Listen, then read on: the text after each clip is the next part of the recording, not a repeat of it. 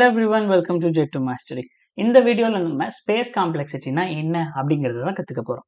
So இங்கே space காம்ப்ளெக்சிட்டினா என்னன்னா the amount of extra space utilized at any point of time during the execution. So இதோட meaning என்னன்னா நம்ம ஏதாவது ஒரு பாயிண்ட்ல எந்த பாயிண்டாக வேணாலும் இருக்கலாம். ஸோ நம்மளோட எக்ஸிக்யூஷன் டைமில் நம்ம ப்ரோக்ராம் எழுதுறோம் இல்லையா, எழுதி ரன் பண்ணுற டைமில் ஸோ ஏதாவது ஒரு இடத்துல நாமளா எக்ஸ்ட்ரா ஸ்பேஸ் யூசர் ஏதாவது ஒரு எக்ஸ்ட்ரா ஸ்பேஸ் டிக்ளேர் பண்ணி யூஸ் பண்ணியிருந்தோம்னா அதை தான் நம்ம ஸ்பேஸ் காம்ப்ளெக்சிட்டி எக்ஸ்ட்ரா ஸ்பேஸ்னு சொல்கிறோம். ஸோ இந்த எக்ஸ்ட்ரா ஸ்பேஸை வச்சு ஒவ்வொரு ப்ரோக்ராமோட ஸ்பேஸ் காம்ப்ளெக்சிட்டியும் நம்மளால் கண்டுபிடிக்க முடியும். அது கண்டுபிடிக்கிறதுக்கான ப்ரொசீஜர் என்னன்னு பார்க்கலாம். ஃபர்ஸ்ட் இது லோயர் ஆர்டர் டேர்ம்ஸ். ஸோ நம்ம already time complexity big O of n கண்டுபிடிக்கும் போதே வாட் இஸ் பிகோ அப்படிங்கிற அந்த இதுலேயே இந்த லோயர் ஆர்டர் டேர்ம் பார்த்துருப்போம். Then steps to calculate space complexity. First நம்ம என்ன பண்ணணும், சேம் அங்கே பிகோக்கு என்ன பண்ணணுமோ சேம் ப்ரொசீஜர் தான். ஃபர்ஸ்ட் நம்பர் ஆஃப் ஐட்ரேஷன் கண்டுபிடிக்கணும். அங்கே நம்பர் ஆஃப் ஐட்ரேஷன் கண்டுபிடிக்கிறதுக்கு வேற, டைம் காம்ப்ளெக்சிட்டியோட நம்பர் ஆஃப் ஐட்ரேஷன் கண்டுபிடிக்கிறது கம்ப்ளீட்டாக டிஃப்ரெண்ட் ஆகும். இங்கே ஸ்பேஸ் காம்ப்ளெக்சிட்டிக்கு நம்பர் ஆஃப் ஐட்ரேஷனுங்கிறது ஜஸ்ட் ரொம்பவே சிம்பிளா ஏதாவது எக்ஸ்ட்ரா ஸ்பேஸ் இருக்கா, எவ்வளோ யூஸ் பண்ணியிருக்கோம் அது மட்டும்தான். நான் ஒரு 4 எக்ஸாம்பிள் எடுத்து சொல்கிறேன், அப்போ உங்களுக்கு ரொம்பவே ஈஸியாக புரியும். சேம் லோயர் ஆர்டர் டேர்மை ரிமூவ் பண்ணிடுங்க. If it is in addition or சப்ட்ராக்ஷனில் இருந்தால் தென் கான்ஸ்டன்ட்டை ரிமூவ் பண்ணிடுங்க. இப்போ வாங்க நம்ம டைரெக்டாக வந்து எப்படி சால்வ் பண்ணுறது அப்படிங்கிறத வந்து போய் பார்க்கலாம். ஃபார் எக்ஸாம்பிள் இப்போ வந்து எங்கிட்ட இப்படி ஒரு ஃபங்க்ஷன் இருக்குது. இந்த ஃபங்க்ஷனில் int n அப்படின்னு யூசர் பாஸ் பண்ணுறாங்க. நான் என்ன டிக்ளேர் பண்ணுறேன், 3 வேரியபிள் டிக்ளேர் பண்ணுறேன், 3மே இன்டிஜர். அப்போது 4 bytes, அதே மாதிரி இதுவும் 4 bytes, இதுவும் 4 bytes. இப்போ நம்பர் ஆஃப் ஐட்ரேஷன்னா என்னன்னா ஜஸ்ட் 4 + 4 + 4 bytes. கரெக்டா? இது எல்லாமே என்னது, கான்ஸ்டன்ட். ஸோ நம்ம எல்லாத்தையுமே ரிமூவ் பண்ணிடலாம். எல்லாமே ரிமூவ் பண்ணால் பேலன்ஸ் என்ன இருக்கும், 1ன்னு வச்சுக்கலாம். ஏன்னா எதுவுமே இல்லைன்னு நம்ம போடக்கூடாது. அப்போ நம்மளோட ஆன்சரில் ஸ்பேஸ் காம்ப்ளெக்சிட்டி என்ன வரணும்னா ஆர்டர் ஆஃப் 1. இப்படி தான் நம்ம ஸ்பேஸ் காம்ப்ளெக்சிட்டி கண்டுபிடிக்கணும். இப்போ இந்த ஃபங்க்ஷன் பார்க்கலாம் வாங்க. இங்கே யூசர் வந்து நமக்கு என்ன கொடுக்குறாங்க, யூசரே கொடுக்குறாங்க. ஓகேவா? ஸோ நம்ம இந்த ஃபங்க்ஷனுக்கான ஸ்பேஸ் காம்ப்ளெக்சிட்டி எவ்வளோங்கிறது மட்டும்தான் பார்க்க போகிறோம். int array of 10. அப்போ அரேவோட பைட்ஸ் 4 × 10 இதுக்கு 40 பைட்ஸ் வருது. ஓகே, int abc அப்படிங்கும்போது இங்க ஒரு 12 பைட்ஸ் வருது. இங்க log array of equal to new log of n. அப்போ இந்த nங்கிறது யூசர் என்ன கொடுக்குறாங்களோ அதை பொறுத்து நான் இந்த என்ன பண்ணியிருக்கேன், ஒரு அரேவை டிக்ளேர் பண்ணியிருக்கேன். அப்போ இதோட சைஸ் என்ன வரும், ஸோ இந்த அரேவோட சைஸ் என்ன வரும், n-ஆ இருக்கும். கரெக்டா? இந்த அரேவோட சைஸ் n-ஆ இருக்கும். நமக்கு இந்த n என்னன்னு தெரியாது, யூசர் கொடுத்தாதான் நமக்கு இந்த n தெரியும். அப்போ இதுக்கு மட்டும் என்ன பண்ணணும், இது கான்ஸ்டன்ட் ரிமூவ் பண்ணிருங்க, இது கான்ஸ்டன்ட் ரிமூவ் பண்ணிருங்க. ஆனா இங்க ஒரு அரே யூசர்லாம் கொடுக்கல, நானா டிக்ளேர் பண்ணியிருக்கேன் அந்த ஃபங்க்ஷனுக்குள்ள.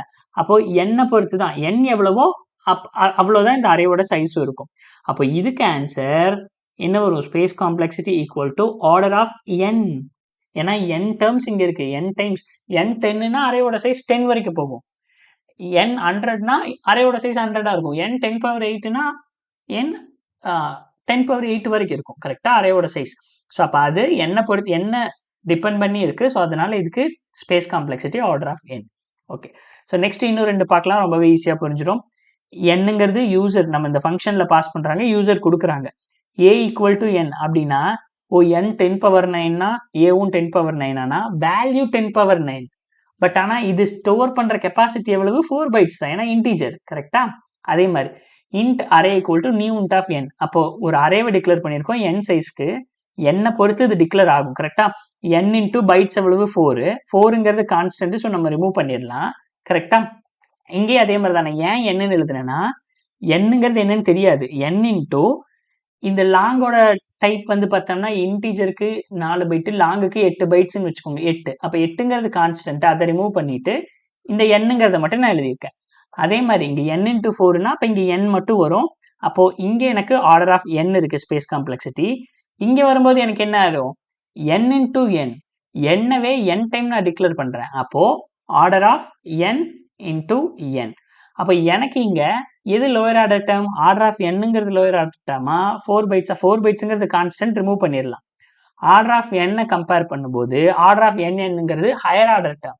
ஸோ அப்போ லோயர் ஆர்டர் டேர்மை நான் ரிமூவ் பண்ணிட்டு பேலன்ஸ் இருக்கிறது ஆர்டர் ஆஃப் n × n. அதை எப்படி எழுதலாம்னா space complexity equal to big O of n² எழுதலாம். ஏன்னா n × n n². அப்போ இதுதான் அதுக்கு ஆன்சர். ஓகே, இந்த வீடியோவை தெளிவாக பாருங்க இந்த ஃபங்க்ஷனுக்கு.